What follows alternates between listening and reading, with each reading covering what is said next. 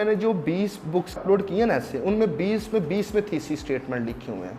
Thesis statement होता है आपका कोर आर्गुमेंट कि डेमोक्रेसी और इलिटरेसी मूव इकट्ठे नहीं कर सकते, क्योंकि कॉन्शियसनेस, एम्पावरमेंट और प्रोडक्टिविटी, ये 3 पिलर्स आपके आते हैं एजुकेशन से। जब ये 3 नहीं होंगे तो डेमोक्रेटाइज नहीं हो सकती सोसाइटी। उधर से आप रीड आउट कर लीजिएगा। बाकी ये थीसिस स्टेटमेंट देखिए लिखना मुश्किल काम है। पहले दिन अगर आप ऐसे स्टार्ट कर दें, आपको सोशल साइंसेस का पता ही कोई नहीं, ना आपने कोई चीज़ पढ़ी, आपने क्या ऐसे लिखना है। ऐसे तो लिखना ही उस वक्त चाहिए जब आपने 3 से 4 महीने क्रिएटिव राइटिंग सीख ली है, आपने नॉलेज ले लिया अच्छा खासा सोशल साइंसेस का, आपकी क्लैरिटी हो गई है, फिर आप ऐसे लिखने की तरफ जाएं। फिर जब लिखना शुरू करना है ना, फिर एक आखिरी एग्जाम तक ऐसे छोड़ना नहीं है, फिर उसने कॉन्टीन्यूसली उसको हर हफ्ते में एक ऐसे लिखना। अच्छा, उसके बाद अगला पेपर आ गया प्रेसिएंट कंप्रीहेंशन का।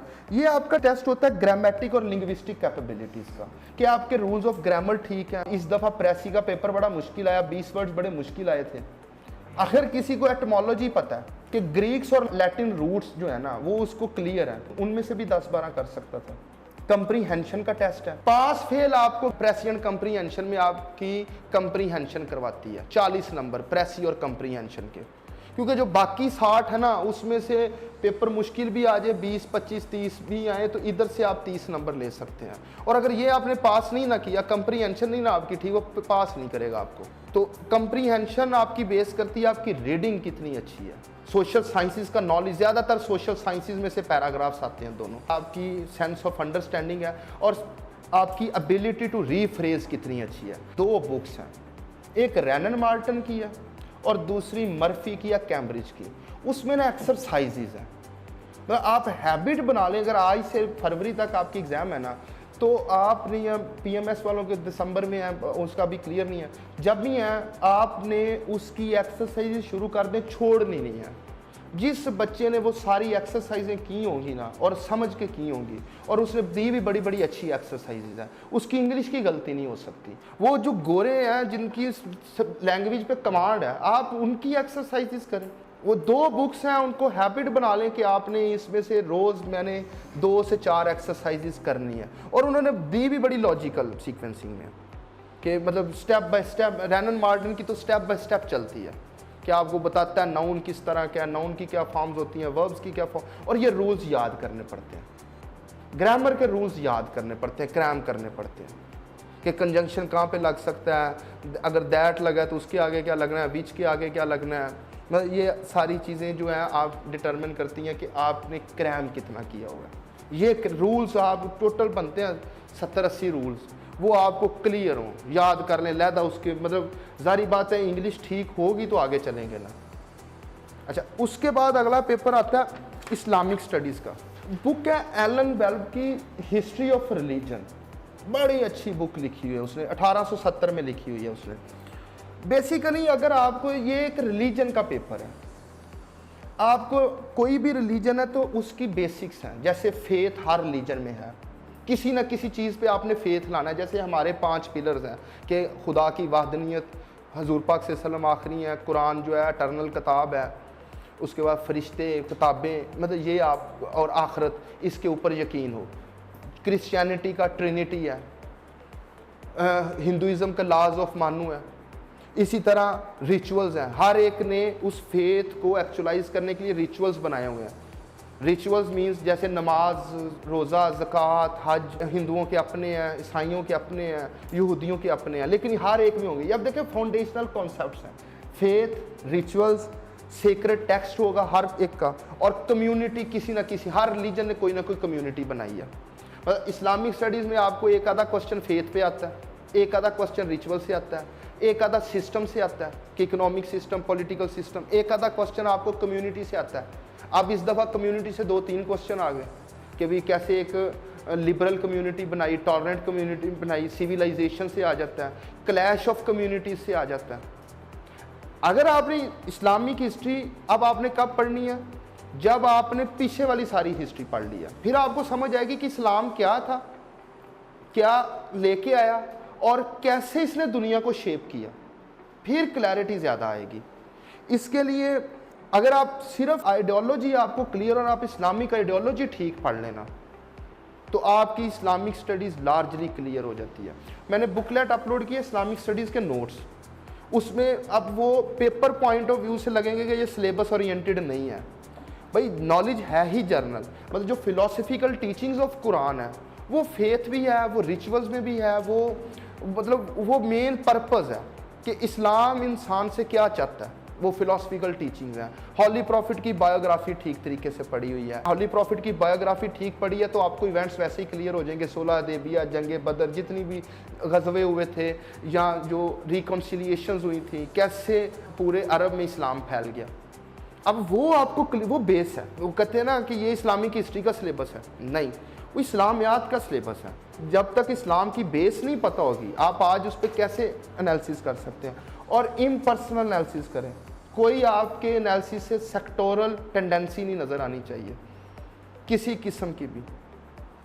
इस्लाम की बड़ी सादा सादा सी बातें हैं, सीधी सीधी आसान और सादा फहम मज़हब है, और ये आया ही इसी वजह से था कि इंसान को बेसिक समझाई जाए दोबारा। तो बड़े आसान चीज़ें हैं, इसमें कोई मुश्किल नहीं है। बुक्स इसमें मल्टीपल हैं। रीडिंग अब आप सारी बुक्स की नहीं कर सकते, सिलेक्टिव रीडिंग करनी चाहिए। ये मैंने कुछ बुक्स लिखी हुई हैं, मैं अपलोड भी कर दूंगा उसमें इस्लामिक स्टडीज़ के फोल्डर में। इस्लाम एंड डेस्टिनी ऑफ मैन है, फॉर एग्जांपल आपने इस्लाम एंड वेस्ट समझना, उसका एक पहला चैप्टर है 30 सफ़ों का, वो पढ़ना चाहिए। उससे अच्छा किसी ने, क्योंकि वो एक गोरा था जो मुसलमान हो गया, गे इट ऑन, तो उसने इस्लाम को भी समझा और वेस्ट को भी समझा, तो उसने फिर इनके क्लैश को सही तरह से ऑब्जेक्टिवली समझाया। अगर आपने फॉर एग्जांपल सिस्टम समझना है तो इस्लाम एंड सेकुलर माइंड मदूदी की बुक है, उधर से सिस्टम, क्योंकि इस्लाम को एज ए आइडियोलॉजी उसकी रैशनल थियोलॉजिकल जस्टिफिकेशन मदूदी ने दी मॉडर्न वर्ल्ड में आके उसका अगर इस्लाम इन मॉडर्न वर्ल्ड पढ़ना है तो उसके लिए आपको इस्लाम फेथ एंड हिस्ट्री उसमें से या प्रीचिंग ऑफ इस्लाम के सिलेक्टिव टॉपिक्स पढ़ने चाहिए। इज्तिहाद पे क्वेश्चन आता है, इकबाल ने बहुत मुश्किल बुक लिखी है रिकंस्ट्रक्शन ऑफ इस्लामिक थॉट, लेकिन उसमें से भी कुछ सेलेक्टिव स्टडी करनी चाहिए, या एटलीस्ट उसमें से आपको कोटेशंस बना लेनी चाहिए।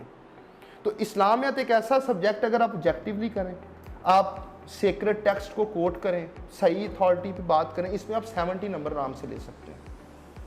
अगर आप इसमें नज़रियाती बातें करें, अगर आप इसको लिबरल पॉइंट ऑफ व्यू से देखें, इसको थियोलॉजिकल पॉइंट ऑफ व्यू से देखना एक सब्जेक्ट है, आपके और एग्जामिनर की पर्सनल कहानी है।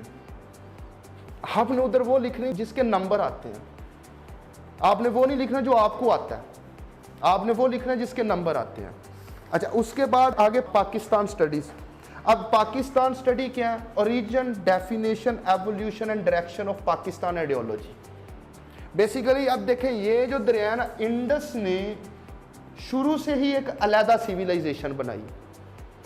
गंगा जमुना की सिविलाइजेशन और इंडस की अलहदा रही।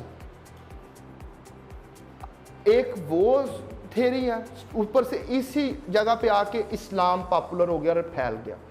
तो इस्लामिक आइडियोलॉजी और मॉडर्न नेशनलिज्म, ये दो पिलर्स हैं जिन पे पाकिस्तान की आइडियोलॉजी खड़ी है। आपने उसकी ओरिजिन, उसकी जस्टिफिकेशन, इसमें 3 बड़ी पर्सनैलिटीज़ हैं, सर सैयद, इकबाल और जिन्ना।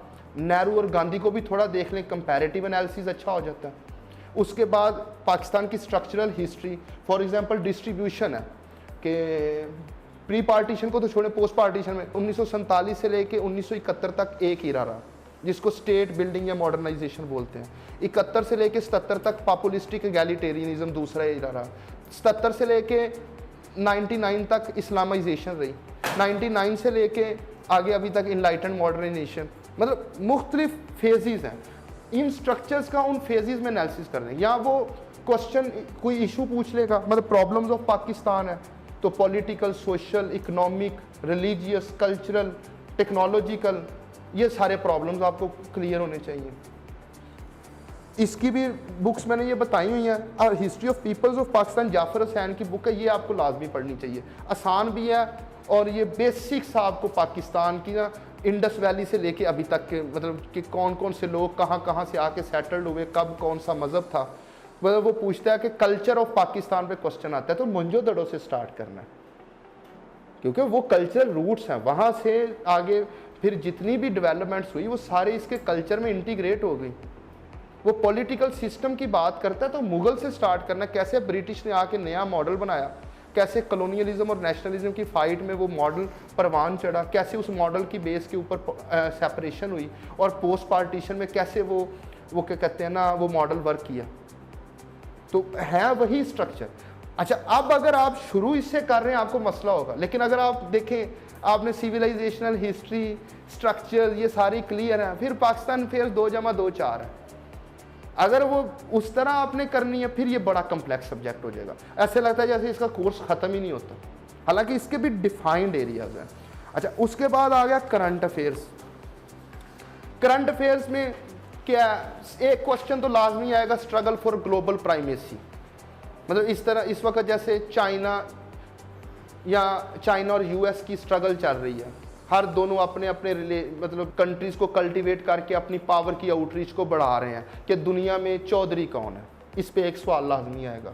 फिर इश्यूज़ हैं, जैसे हम पाकिस्तान के इश्यूज़ हैं तो कुछ ग्लोबल भी, डेमोक्रेसी, उसके बाद ह्यूमन राइट्स, मार्केट के इश्यूज़, ट्रेड के रिलेटेड इश्यूज़। वो इश्यूज़ मैंने ग्लोबलाइजेशन एंड इट्स कंटेंट्स के नाम से ना 10 ग्लोबल इश्यूज़ मैंने अपलोड किए हैं।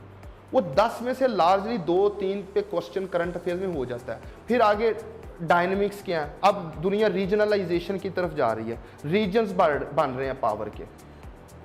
वो रीजनलाइजेशन किस तरह की हो रही है, आपको वैसे यूरोपीय यूनियन एक है, नेफ्टा है, उसके बाद आसियान है, तो रीजन्स की ये क्लैरिटी हो, ये जाके करना चाहिए एंड पे तैयार।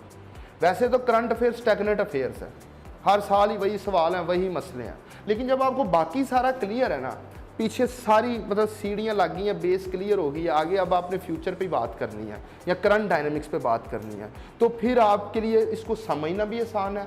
और जब एंड पे करेंगे तो आपकी एफर्ट 70 to 80% रिड्यूस हो जाएगी, कि आपको क्लैरिटी होगी कि आपने कैसे करना है। अच्छा, ये तो थे कंपल्सरी सब्जेक्ट्स। इसमें एक है जनरल साइंस एंड एबिलिटी। मेरा आप लोगों को मशवरा है कि CSS स्टार्ट करना है, सबसे पहले एबिलिटी स्टार्ट करें और GSS पहले स्टार्ट कर लें, क्योंकि साइंस और एबिलिटी आपकी क्लियर हो जाएगी। और साइंस को रटा ना मारें, समझ के करें कि एस्ट्रोनॉमी है तो उसकी ऐसे एवोल्यूशन हुई है, उसमें मेजर, उसमें भी फाउंडेशनल कॉन्सेप्ट्स देखें। जैसे स्टार पे तकरीबन हर साल क्वेश्चन आता है, वो बिग बैंग, या इस दफ़ा क्वेश्चन आया कि जी यूनिवर्स की ओरिजिन और एवोल्यूशन की थ्योरी कौन सी डोमिनेट, बिग बैंग, तो स्टार का बनना है। एस्ट्रोनॉमी का फंक्शनिंग यूनिट स्टार है, जियोलॉजी करनी है रॉक्स, ज्योग्राफी करनी है एटमॉस्फेयर, क्लाइमेट, मतलब क्लाइमेट के कौन से 5 से 6 वेरिएबल्स हैं। तो आपको समझना भी आसान हो जाएगा और याद रखना भी आसान है, वरना कोर्स टू मच है उसका।